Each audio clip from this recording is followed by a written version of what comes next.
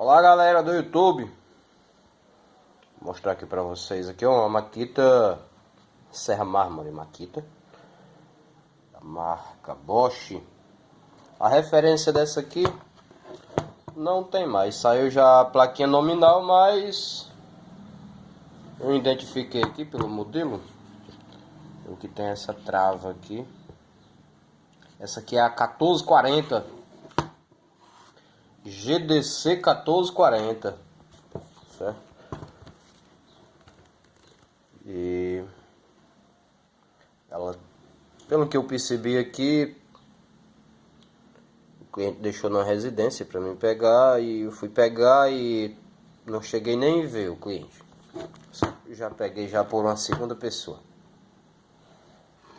Eu não sei nem qual é a Makita que tá com problema e tal e tal. Eu disse, vamos experimentar, tinha duas. Aí quando liguei essa aqui, o bicho tá fazendo um barulho danado, ó.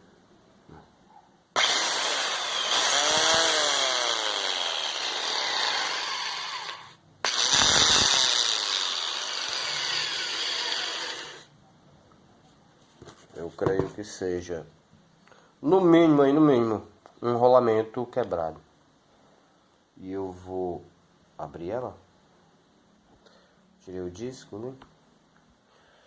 Tirei o disco que vinha nela. Vou já abrir ela. Já que eu vou abrir, eu vou lavar os rolamentos, seja lá qual for o que tiver bom.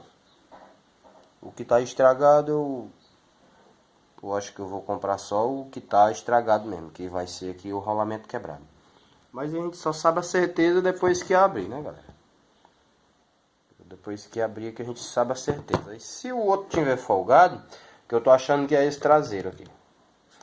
Se o dianteiro tiver folgado, aí é bom repor logo os dois novo. Mas eu vou analisar aqui.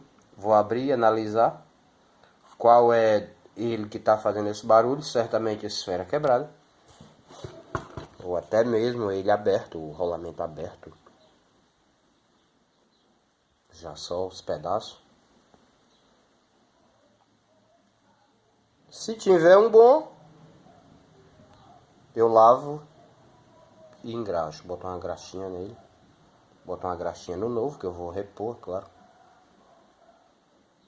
E é isso aí, eu vou partir para manutenção agora. E quando eu consertar, eu vou colocar mais um videozinho mostrando aí pra vocês. Ok? Tudo de bom, que Deus abençoe a todos.